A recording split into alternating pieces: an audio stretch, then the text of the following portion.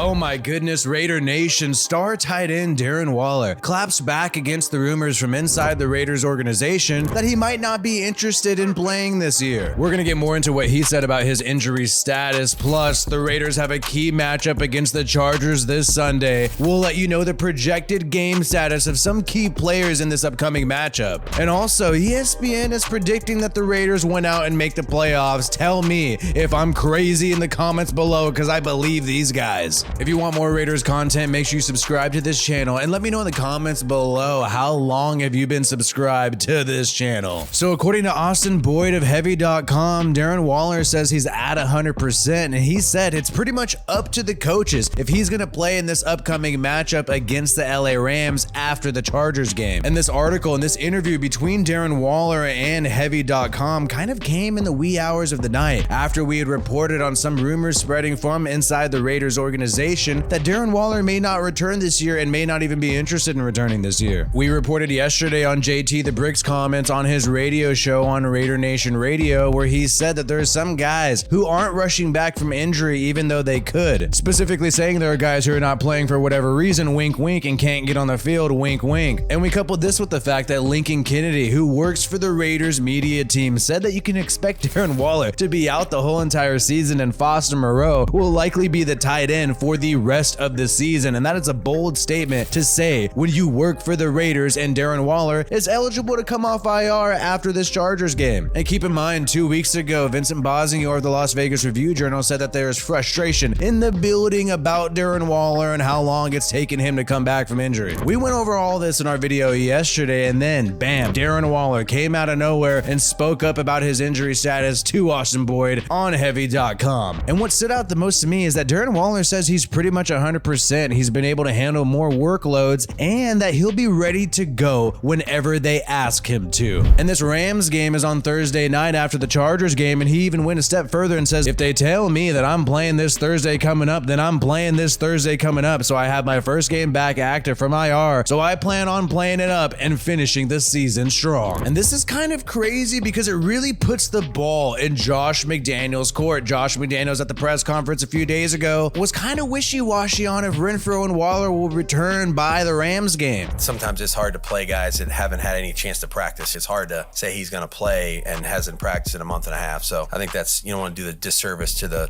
player. So, and you can notice Josh McDaniels is almost saying, hey, well, they haven't practiced, and Darren Waller has not practiced for multiple weeks because he is on IR. Same thing with Hunter Renfrow. So Josh McDaniels kind of made it an open question as to whether or not they'd play. Yes, he'd be eligible to return from IR, but is the guy ready? Has the guy been having some reps? Is Foster Moreau going to give you a better shot because he has been getting those practice reps? But then Darren Waller is coming out of nowhere and saying, hey, I'm ready to go. I'm 100%. I am down to play this Thursday if you want me to play this Thursday. That really puts Josh McDaniels in the corner, because then if Josh McDaniels does not activate this guy, if Josh McDaniels does not start Waller, if he does not play him this upcoming Thursday, it's going to be 100% on Josh McDaniels because Darren Waller wants to play and wants to go. And look, I understand Darren Waller hasn't practiced lately. I get what Josh McDaniels is saying, but at the same time, this guy is such a dynamic player. I said in my video yesterday that when he is healthy, he is a top 4 tight end in the NFL and has been number 1 and number 2 for 2 separate seasons. So even if he hasn't practiced 100%, you could still use this guy. You could still tell him what he needs to do in the huddle, and I'm sure he'll be able to execute. But either way, this is great news for Raiders fans because the Raiders are straight up a better team with Darren Waller on the football field. I hope he'll be able to play against the Rams, and hopefully Josh McDaniels makes the right decision and allows him to get this opportunity against the Rams. And hopefully some of these hosts on Raider Nation Radio take it a little easy on Darren Waller because these implications made him go out and speak to the media himself to clear the air. And this has happened time and time again, especially when the Las Vegas Review-Journal implied that Derek Carr's comments in his press conference about guys in the locker room could be about Darren Waller. Waller had to go out and speak to the media again and clear the air. And I think it's great that Darren Waller did that, because if he doesn't do that, then the fans are going to come up with their own ideas as to what's happening. But Darren Waller is informing us on what is going on. In other news, it looks like Josh Jacobs, Denzel Perryman, and Nate Hobbs will be ready to go in this upcoming game, which is great because Jacobs was limited at practice. We didn't really know his status. Nate Hobbs coming off of IR, and we're going to really need Nate Hobbs because the Raiders are currently fielding the 32nd ranked passing defense in terms of completion percentage and passer rating. And due to Divine Diablo still being on IR and Blake Martinez suddenly retiring, we really need all the linebackers we can get, so it's great that Denzel Perryman looks like he'll be ready to go. But then Denzel Perryman posted this tweet this morning saying that if you have any love for him, the best thing you can do is go and pray for him. So go and show this guy some love. I don't know exactly what's happening. Maybe something going on with the family, some tragedy. You know, these are real people dealing with real personal problems. Go and show Denzel Perryman some love, send some positive vibes his way, and let's hope that things turn out great for him. And the Chargers, well, the Chargers always have all kinds of problems. Not only are they already without Joey Nosa, already without JC $20 million a year Jackson, and they're having to rely on playmakers like Mr. 1 sack in 5 games Khalil Mack. And now it looks like Mike Williams, the big body receiver who has less receiving yards this year than Mac Hollins, is gonna be out in this upcoming game. He's not practicing along with the offensive tackle Trey Pipkins and Corey Lindsley, the center, who's a highly paid center. So the offense is gonna be really banged up for the Chargers, and this is presenting a golden opportunity for the Raiders to continue this win streak and perhaps make the playoffs. And would it be irrational? Would it be delusional to expect the playoffs this year? Probably, but I'm a Raiders fan and I'm gonna drink the juice until it's empty. Until we're past 8 losses, I'm gonna drink the juice and have full faith that the Raiders can get it done. And the Raiders could probably get it done. According to ESPN, they are projecting that the Raiders do go on a 6-game win streak. So ESPN, and this is Paul Gutierrez who wrote this power rankings article, the Raiders are ranked 20th right now, but his expectation is a 6-game win streak, saying, hey, the Raiders, coming off 2 straight overtime wins, seem to have rediscovered the lucky charm from 2021. And keep in mind, we went on a 4-game win streak last year, and this year all we need is a 6-game win streak, so miracles can happen. And when you look at the record of the upcoming opponents for the Raiders, an 18-25 record, 6-5 Chargers, 3-8 Rams who don't have Matthew Stafford, who are absolutely declining. The Patriots are declining too. Mac Jones is screaming at his coaches and teammates on the sideline. And then you have the Steelers, who are having Mike Tomlin's worst record in his history as a coach. And then you got some tough as hell games, Niners and Chiefs, but hey, you know it can never be easy for the Raiders. So let me know in the comments below, do you think the Raiders can get it done? Yes to the playoffs, no to the playoffs. Give us a reality check or say, hey, I'm delusional with you, Willie. But we always got to be looking forward to building the team for years to come, and Dave Ziegler, along with Champ Kelly and some of these other scouts, are going to be checking out this game between the Utah Ute and the USC Trojans on primetime at Allegiant Stadium. I'm going to be checking out this game tonight. Caleb Williams, the sophomore, is going to be playing in that game. Electrifying QB, but keep in mind, he's not eligible for the draft until next year. So the Raiders are going to be looking at who pops in this game. I'm going to be watching this game as well. Drop a comment below while you're watching the game of any key player that you think the Raiders should draft. Keep in mind, the Raiders will have all their draft picks this upcoming season, plus some. The Devontae Adams picks were for last draft, so we'll have the first round pick, second round pick. Either way, it's good to see some positive news for the Raiders. Darren Waller says that he's 100%, he's ready to go. The injury report right now seems to favor the Raiders against the Chargers this week. And then you got people around ESPN believing that the Raiders could really pull off this playoff run this year. Make sure to check me out live during the game on Sunday, doing live play-by-play and reaction. Some people say they don't like the screaming during the live, but guess what, buddy? If the Raiders make a miracle walk-off touchdown in overtime, I'm gonna be screaming like a schoolgirl. So like this video if you have not already, and subscribe to this channel. If you want me to upload more videos, the more subscribers I got, the more I will upload. I usually do not upload on Friday, but I'll keep it coming if we get more subs. Peace out, and I hope you have a good one.